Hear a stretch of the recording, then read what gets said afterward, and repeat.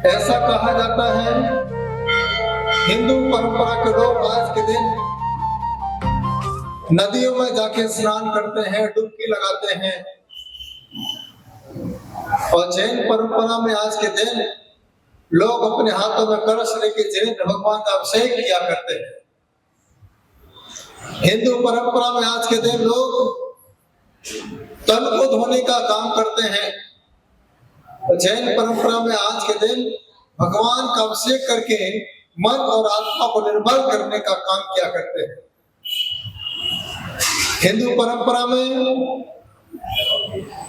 आज के दिन लोग तिल को शुभ मानते हैं, तिल के लड्डू बांटते हैं, मंदिरों में तिल के लड्डू समर्पित करते हैं। और जैन परंपरा में आज के दिन भगवान की भक्ति करते हुए दिल से समर्पित हो जाया करते हैं। एक बार एक व्यक्ति गंगा के किनारे पहुंचा।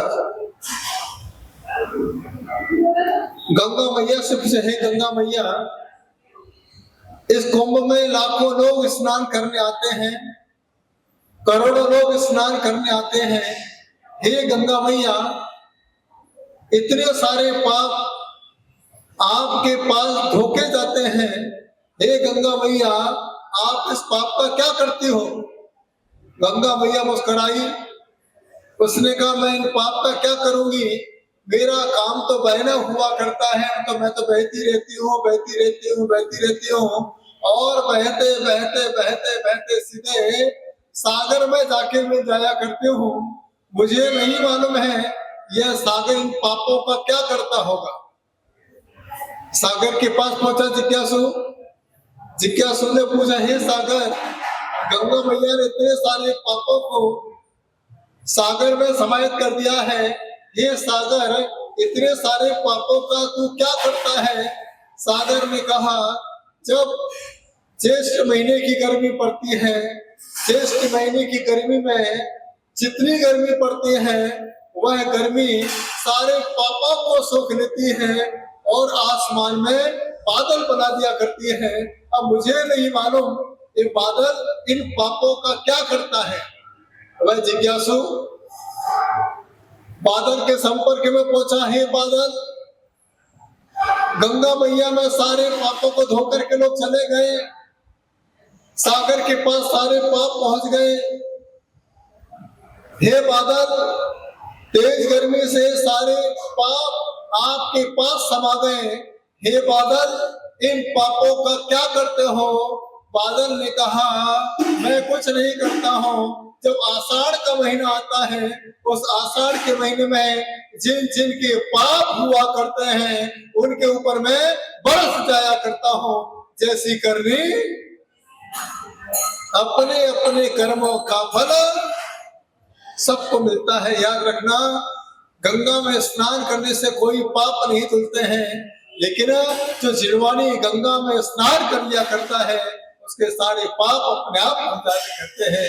वीर हिमाचल तैन किसी गुरु गौतम।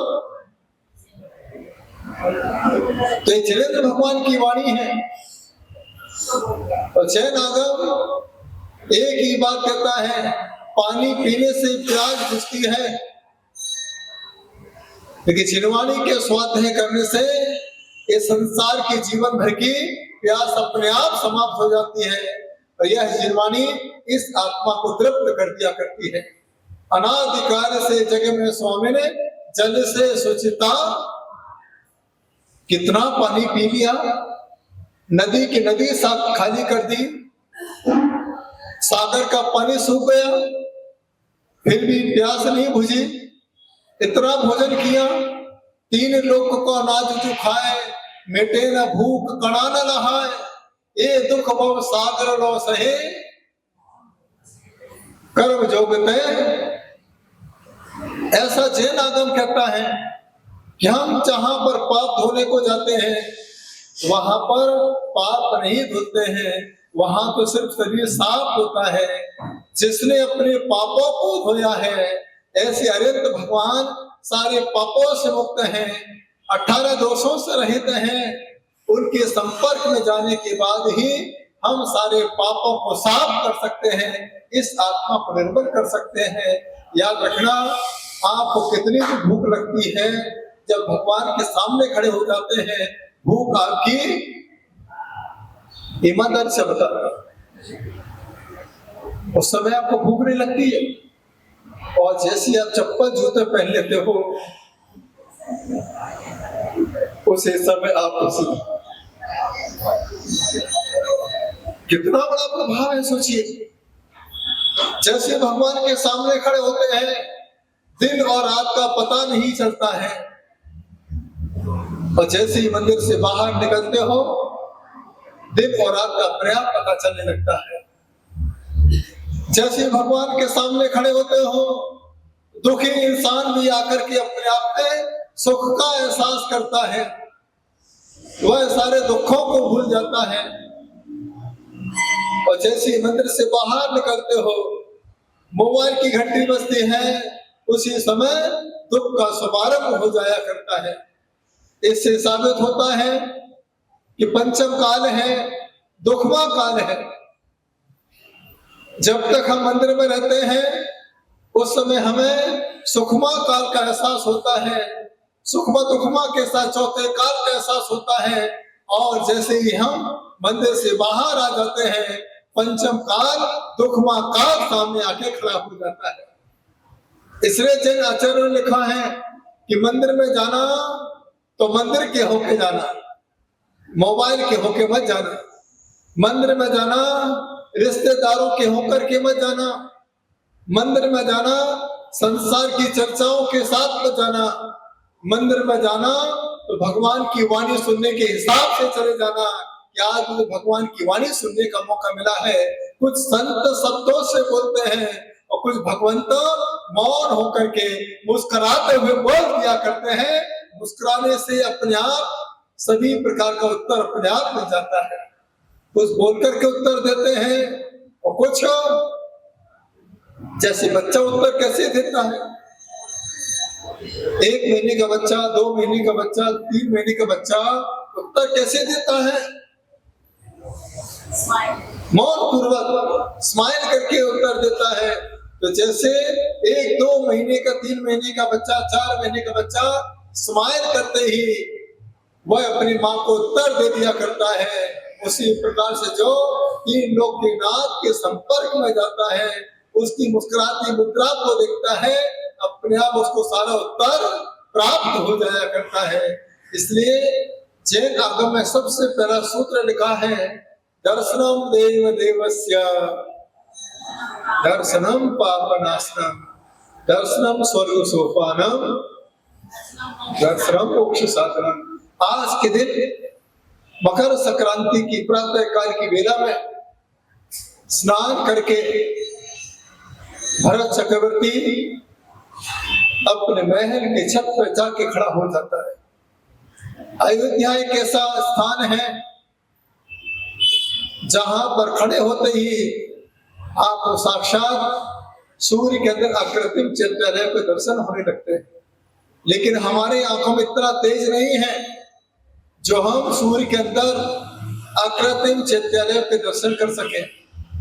यह तेज एकमात्र भरत चक्रवर्ती की आंखों में हुआ करता है। वह छत पर खड़ा होता है प्रातः काल की बेला में, अपने हाथ में जल भरता है और जल भर के ही वह उन चैत्यालय के दर्शन करते हुए निस्संगोहम जनाना सदनम अनुपमं त्रिप्रतेत भक्त्या स्थित्वा गत्वा निसद्यो चरण प्रणतोत्ता सनेहस्त्युगम भाले संस्कार विद्या मम दुरितहरं कीर्तय शुक्रवन्द्यम निंदा दूरम सदाप्तम क्षय रहित मुम ज्ञान भानुम जनेन्द्रम। इस प्रकार से वह अनंत भगवान की भक्ति करते हुए वह सूरज के अंदर अकृत्रिम चैत्यालय को देख करके जल समर्पित कर देता है। हे प्रभु वंदे तद्गुण लब्ध है।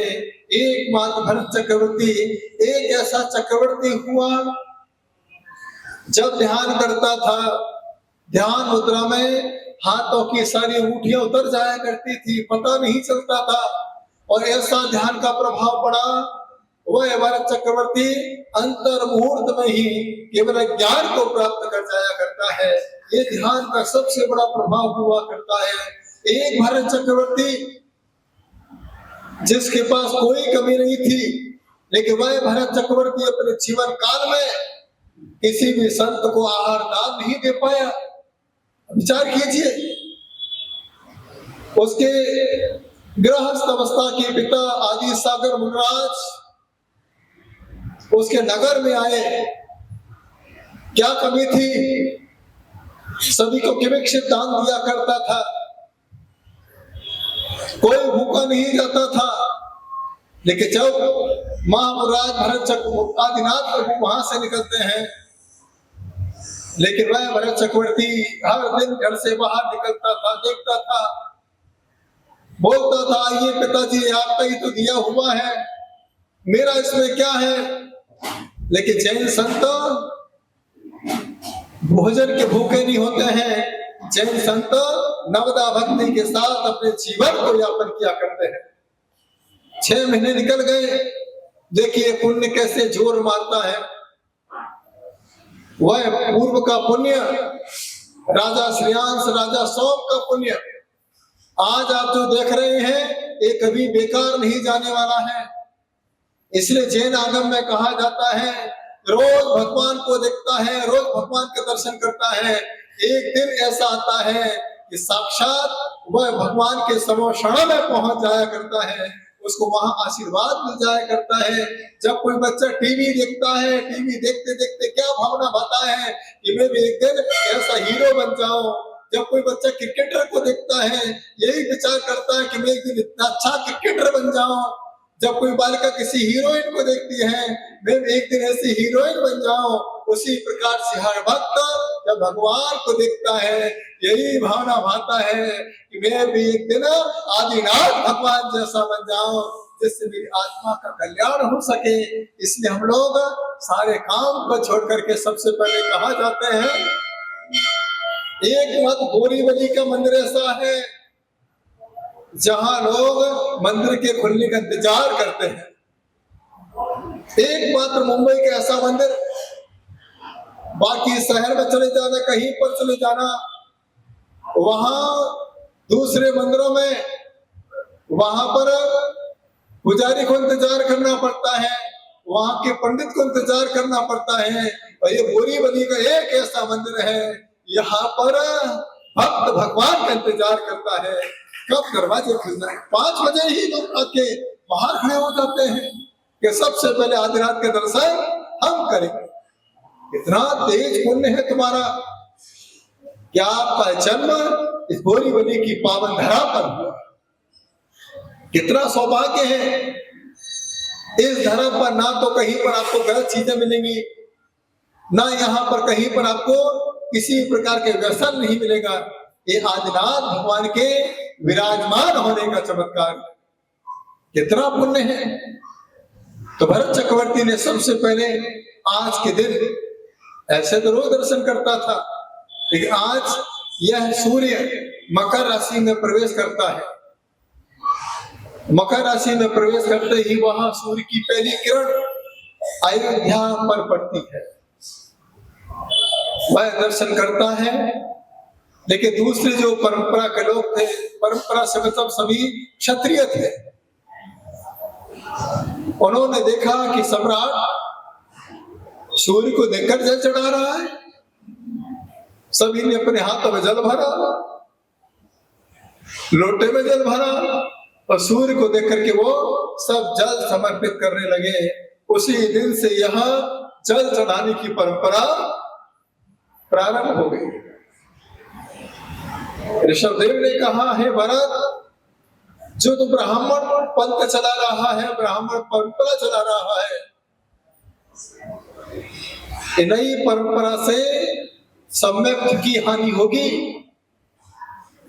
लोग भगवान को भूल करके सूर्य को ही भगवान मान करके पूजेंगे, क्योंकि उन्हें वहां पर चैत्यालय नहीं दिखाई दे रहे हैं, वहां पर उन्हें सूर्य दिखाई दे रहा है। लेकिन हुंडा अवसर बड़ी कार है, जो नहीं होना है वो हुंडावसर पड़ी काल में होकर ही रहेगा। आप दुनिया की ताकत इसको रोक नहीं सकती।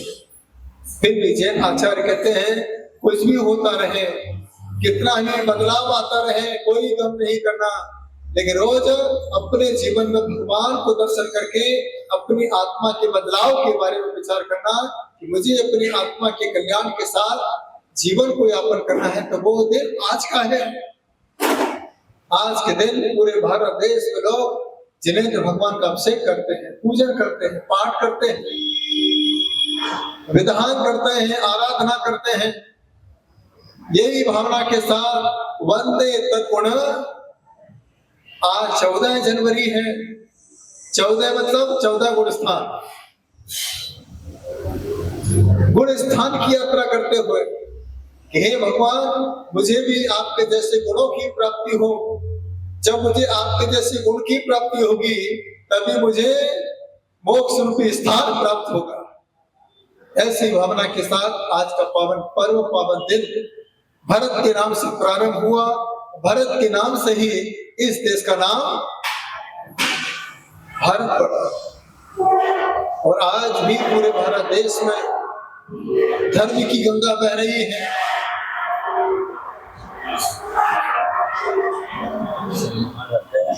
उनको सिखा दो, उनको थोड़ा सा भी। हाँ भाई, वहां तक जा रही होंगे, उनको बोलना चाहिए थोड़ा। जैसे खींच रहा है, जैसे पूरा ट्रेन चला रहा हो। और आज से देखिए माघ लग चुके, माघ का महीना है। और आज ऐसा कहते हैं कि प्रयाग में माघ में स्नान करने जाते हैं। और माघ का महीना एक ऐसा महीना है, इस माघ के महीने में धार्मिक कार्य अपने आप प्रारंभ हो जाते हैं, सामाजिक कार्य प्रारंभ हो जाते हैं, वैवाहिक कार्य प्रारंभ हो जाते हैं। और आदिनाथ भगवान का कल्याणक भी आपके बीच में देखने को प्राप्त होता है। यह पुण्य का अवसर है, पुण्य की घड़ी है। और क्या कहें कि जीवन में सब कुछ मिले, भगवान ना मिले, उस समय भक्त को कैसा लगता होगा सोचो। स्त्री पर्याय मिले और बेटा ना मिले, वह कभी मां नहीं बन सकती है।